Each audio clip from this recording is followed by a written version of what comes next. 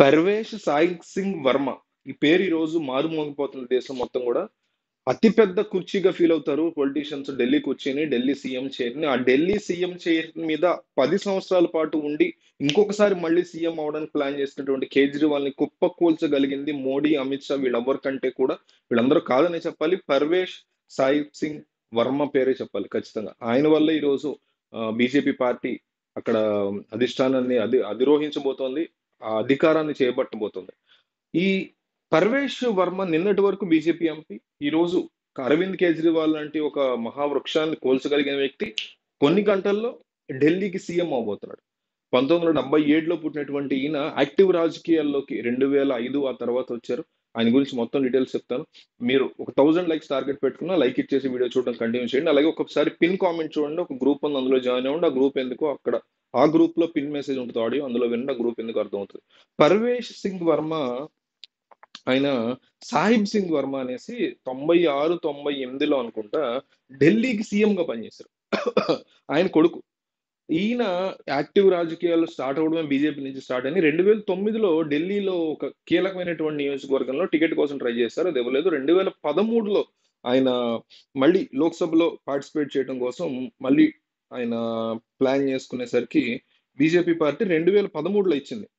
2013లో మెహరూలి కాన్స్టిట్యున్సీలో ఇద్దరు సీరియస్ నేతల కోసం, అంటే ఇద్దరు సీనియర్ నేతల కొడుకుల కోసం ఇక్కడ ఎంపీ టికెట్ కోసం పోటీ జరిగితే అందులో ఈయన గెలిచి ఆల్రెడీ సిట్టింగ్ లో ఉన్నటువంటి ఆప్ ఎంపీని ఆయన కూలదోసి ఈయన అది బై ఎలక్షన్, సో ఎంపీగా గెలిచారు. మళ్ళీ తర్వాత 2014లో 1 year కి జనరల్ ఎలక్షన్ వచ్చినప్పుడు అక్కడ ఈయన ఢిల్లీ లోక్సభ కాన్స్టిట్యున్సీ నుంచి, వెస్ట్ ఢిల్లీ లోక్సభ కాన్స్టిట్యున్సీ నుంచి దాదాపు 2,68,586 ఓట్లతో గెలిచారు. ఇది ఒక రికార్డ్, ఈ రోజుకి కూడా రికార్డ్.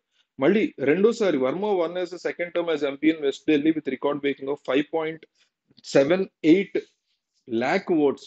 కాంగ్రెస్ పార్టీలోని మహాబల్ మిశ్రాని బీట్ చేసి దాదాపు ఆయన ఇన్ని లక్షల ఓట్లతో ఒక రికార్డ్ ని క్రియేట్ చేసి మళ్ళీ ఆయన రికార్డ్ ఆయన బ్రేక్ చేస్తున్నారు. అట్లాగే 2019 జనరల్ ఎలక్షన్ లో కూడా దాదాపు 8 లక్షల వరకు ఓట్లు వచ్చి ఇండియాలోనే టాప్ 6th అండ్ ఢిల్లీలోనే టాప్ లోక్సభ మార్జిన్స్ లో ఒకటిగా ఈయన ఉన్నారు.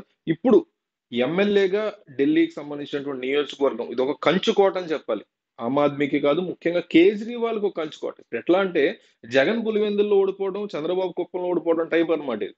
అట్లా అంత సీరియస్ గా ఓటమిని చేజిక్కించుకుని అదే స్థానంలో మళ్ళీ ఆల్రెడీ సిట్టింగ్ సీఎం మీద పోటీ చేసి ఆ స్థానం నుంచి సిట్టింగ్ సీఎం ని ఓడించి సిట్టింగ్ సీఎం ని సీఎం కుర్చీ నుంచి దింపి సిట్టింగ్ సీఎం స్థానంలో ఈయన సీఎం అవడం, ఇది ఒక సెన్సేషనల్ థింగ్ కింద చెప్పుకోవాలి.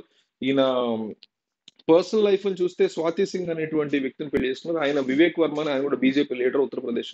ఆయన కూతురు అనమాట, ఎంపీగా పనిచేశారు ఆయన కూడా. ఆయన కూతురు స్వాతి సింగ్, ఆమెను పెళ్లి చేసుకున్నారు. 2-3 పిల్లలు ఉన్నారు ఈయనకి.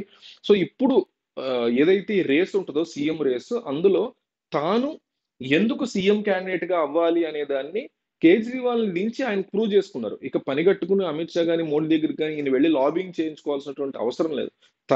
తనని ఏ లెవెల్ తనది అనేది చాలా క్లియర్ కట్ గా ప్రూవ్ చేసుకోగలిగారు. ఇది ఈయనకు సంబంధించినటువంటి బ్రీఫ్ బ్యాక్గ్రౌండ్. ఇంకేదన్నా ఫుల్ డీటెయిల్స్ వచ్చినప్పుడు ఇంకో వీడియో చేద్దాం. మన ఛానల్ కొద్దిసేపట్లో వరుస పెట్టి ఈ ఢిల్లీ ఎలక్షన్ సంబంధించిన వీడియోలు వస్తే చూస్తూనే ఉండండి.